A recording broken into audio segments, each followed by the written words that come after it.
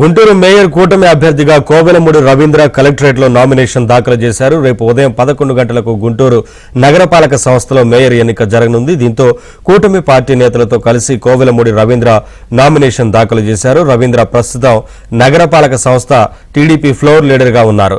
ప్రస్తుతం ఉన్న మేయర్ కావటి మనోహర్ నాయుడు రాజీనామాతో నూతన మేయర్ ఎన్నికకు ఎన్నికల కమిషన్ నోటిఫికేషన్ జారీ చేశారు. ఈ మేరకు సోమవారం మేయర్ ఎన్నికకు నగర కమిషనర్ శ్రీనివాసులు ఏర్పాట్లు చేశారు. మరోవైపు మేయర్ ఎన్నికలో పోటీ చేసే విషయంపై వైసీపీ సందిగ్ధంలో ఉన్నట్లు తెలుస్తోంది.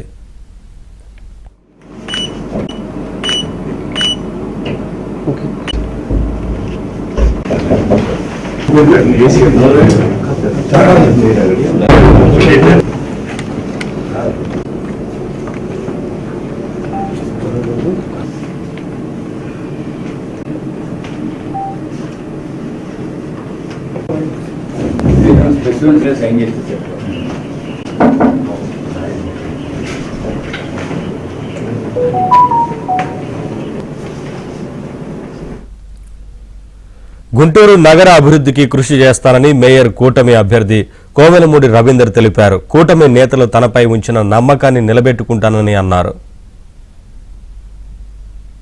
నాపై నారా చంద్రబాబు నాయుడు గారు ఉంచిన నమ్మకాన్ని నిలబెడతానని చెప్పి మీ మీడియా సోదరుల ద్వారా తెలియజేస్తున్నాం.